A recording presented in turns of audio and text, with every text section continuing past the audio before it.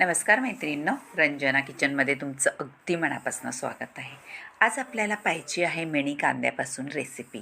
अगदी चटकदार, जिभेवर चव रेंगाळणारी भन्नाट रेसिपी. त्यासाठी आपण घेतलेले आहेत मिनी कांदे. असे 10-12 आहेत मिनी कांदे. त्यापासून आपल्याला रेसिपी बनवायची आहे. कशी बनवायची व्हिडिओ संपूर्ण पहा.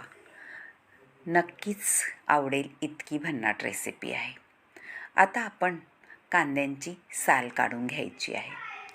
ओले कांदे असल्यामुळे साल पटकन निघत नाही, पण आपण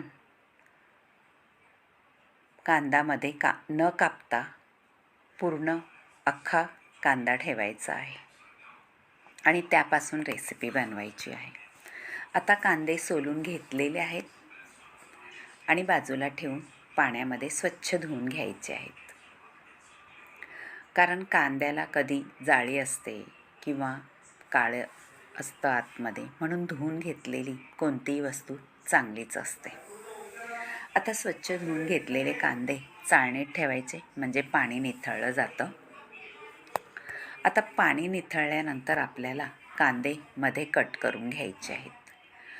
मध्ये कट करायचे म्हणजे अख्खा आपण जसे वांगी भरतो त्याप्रमाणे कट करायचं आहे.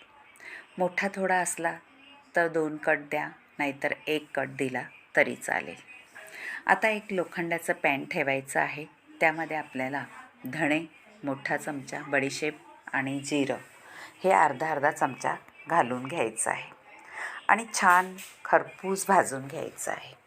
खरपूस भाजल्यानंतर त्याचा स्वाद अप्रतिम येतो. आता आपल्याला 1 चमचाभर मोठा सफेद तीळ घालायचे आहेत. सफेद तिळाने त्याची चव अप्रतिम येते. आता भाजून घेतल्यावरती त्याची पावडर करून घ्यायची आहे आणि काही मसालेसुद्धा घ्यायचे आहेत. आणि आपण घेतलेले आहेत भाजके चणे, मिक्सरला वाटून घ्यायचं आहे. त्याआधी पावडर केलेली आहे धणा, जिरं, बडीशेप आणि आपली तीळ, त्याची पावडर करून घेतलेली आहे. मीठ, बेडगी मिरची मसाला, गरम मसाला, हळद आणि घरगुती मसाला, सांबार मसाला, हे सगळे मसाले आणि आपण वाटलेलं धणे जिरं पावडर तीसुद्धा सगळी मिक्स करून घ्यायची आहे. आणि आता आपण चण्याची पावडर करून घेतलेली आहे, म्हणजे फुटाणे, भाजके फुटाण्याची पावडरसुद्धा करून त्यात मिक्स करायची आहे. अगदी व्यवस्थित मिक्स करायचं आहे हाताने, चमच्याने वगैरे करायचं नाही, कारण हाताने छान मिक्स होतं. आता त्यामध्ये आपल्याला थोडंसं घालायचं आहे तेल. अगदी 1 चमचाभरच घालायचं आहे आणि सगळ्या मसाल्याला चोळून घ्यायचं आहे. मैत्रिणीनं, तेल का घालायचं आहे? कारण मसाले आपले इकडे तिकडे रेंगाळत राहतात, तेलाने छान आपल्या कांद्यामध्ये चिटकून राहतील. हे पहा. आणि कांदा हा थोडासा ओलाच असतो, म्हणून कांद्याला मसाला चिटकून राहतो. आणि भरून घ्यायचे आहे आपण कांदे सगळे कट केलेले आहेत ते व्यवस्थित भरायचं आहे, जिथपर्यंत मसाला जाईल तोपर्यंत. छोटे कांदे असल्यामुळे थोडासा वेळ लागतो आपल्याला, पण रेसिपी इतकी भन्नाट होते का तुम्ही यासोबत 2 चपात्या किंवा 2 भाकरी नक्कीच जास्त खाल. याबरोबर तुम्ही नानही करून खाऊ शकता किंवा पावाबरोबरसुद्धा ही रेसिपी तेवढीच छान लागते. आता आपले कांदे भरून झालेले आहेत. एक भांडं ठेवायचं आहे, पाणी घालून ग्लासभर, त्यावर चाळण ठेवून घ्यायची आहे आणि आपले कांदे व्यवस्थित चाळणीत ठेवायचे आहेत आणि 10 मिनटं वाफवून घ्यायचे आहे. म्हणजे आपले कांदे शिजले जातात आणि आपण जो मसाला भरलेला आहे तो इकडे तिकडे जाणार नाही. त्यामुळे आपल्याला वाफवून घ्यायचं आहे, म्हणजे आपल्या कांद्याला चव अप्रतिम येते. आता झाकण ठेवून घ्यायचे आहे व्यवस्थित आणि चाळणीत वाफवून घ्यायचे आहे. पाणी गरम तर झालेलंच आहे म्हणून वेळही लागणार नाही. आता एक मिक्सरच्या भांड्यामध्ये आपल्याला एक मोठा कांदा आहे तो कापून घ्यायचा आहे. आल्याचा तुकडा, लसूण आणि 2 टॅमॅटो हे सगळं बारीक वाटून घ्यायचं आहे, अगदी मऊ. आता आपले कांदे शिजलेले आहे पहा, एकीकडे ठेवलेले. ते थोडेसे असं हलवून घ्यायचं म्हणजे सगळ्या बाजूने शिजले जाते. पहा, आपल्या कांद्याचा मसाला इकडे तिकडे न जाता अगदी कांद्यामध्ये छान घोळला गेलेला आहे. आता आपण काय करायचं आहे, एक कढई ठेवायची आहे, त्यामध्ये तेल घालून घ्यायचं आहे. तेल घातल्यानंतर फोडणी करायची आहे, जिरी, मोहरी, हिंग. मैत्रिणींनो, फोडणीमध्ये हिंग घाला, स्वाद अप्रतिमच येतो. 2 तमालपत्र्याची पानंसुद्धा घालून घ्यायची आहे, त्याचा स्वादही छान लागतो ह्या रेसिपीमध्ये. आणि तेलामध्ये घोळवायची आहेत. आता आपण वाटण जे केलेलं आहे, टॅमॅटो, कांदा, लसूण ह्याचं ते घालून घेऊन छान परतून घ्यायचं आहे, जोपर्यंत तेल सुटत नाही तोपर्यंत. आता हलवून आपल्याला थोडं घ्यायचं आहे आणि त्याच्यावरती झाकण ठेवायचं आहे. मैत्रिणींनो, झाकण ठेवल्यानंतर छान ग्रेव्ही शिजली जाते आणि थोडं तेलही सुटलं जातं. हे पहा, ग्रेव्ही थोडी शिजलेली आहे. आता ह्या ग्रेव्हीमध्ये आपल्याला आपण कांद्याला जो मसाला लावून ठेवला होता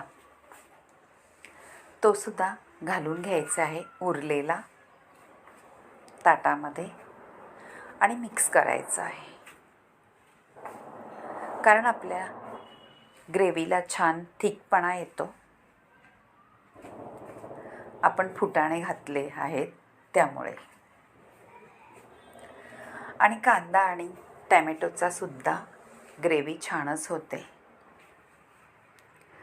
परत एकदा झाकण ठेवायचं आहे, शिजवून घ्यायचं आहे व्यवस्थित. आता आपल्या त्याच्यामध्ये पाणी ओतायचं आहे ग्रेव्हीसाठी. जेवढी तुम्हाला पातळ हवे त्याप्रमाणे पाणी ओतायचं आहे. मी फक्त आपलं मिक्सरचं भांडं थोडं विसळून घेतलेलं आहे, तरीसुद्धा वाटीभर पाणी आहे, अर्धा ग्लास असं. ते घालून आपल्याला ग्रेव्ही शिजवून घ्यायची आहे.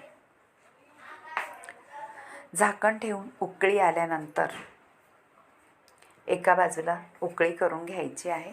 त्याआधी लोखंडाचा पॅन ठेवलेला आहे, त्यामुळे ते तेल घालून आपले कांदे शिजलेले आहे ते परतून घ्यायचे आहेत. मैत्रिणींनो, कांदे तर शिजलेलेच आहेत, पण त्याला छान असा सुगंध सुटतो थोड्या परतल्यानंतर.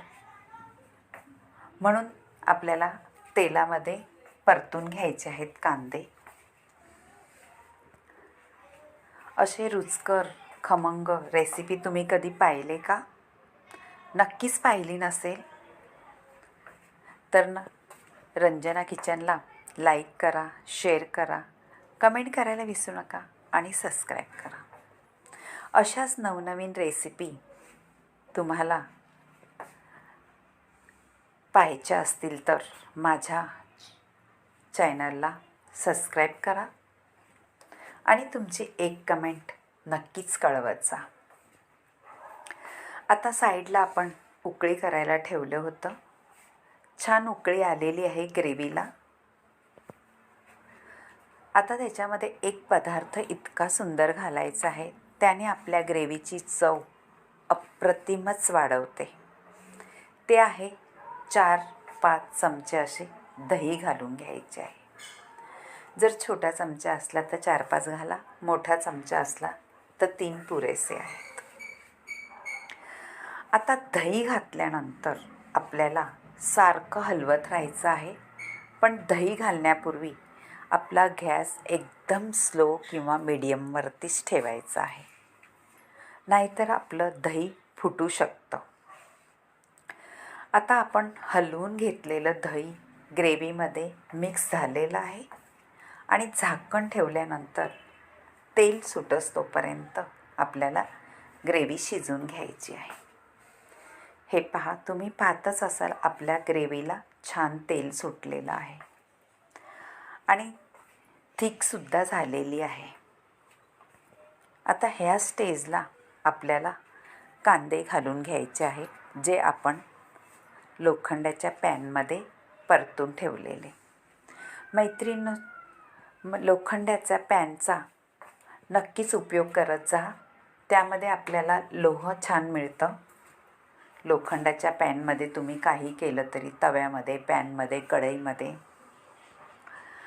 आता कांदे घालून घेतल्यानंतर छानशी उकळी घ्यायची आहे आणि वरून कोथिंबीर भुरभुरायची आहे. आपली रेसिपी रेडी झालेली आहे. नक्कीच ही रेसिपी तुम्ही चपातीबरोबर खा, नानबरोबर खा किंवा पावाबरोबर सुद्धा ही रेसिपी अप्रतिम लागते.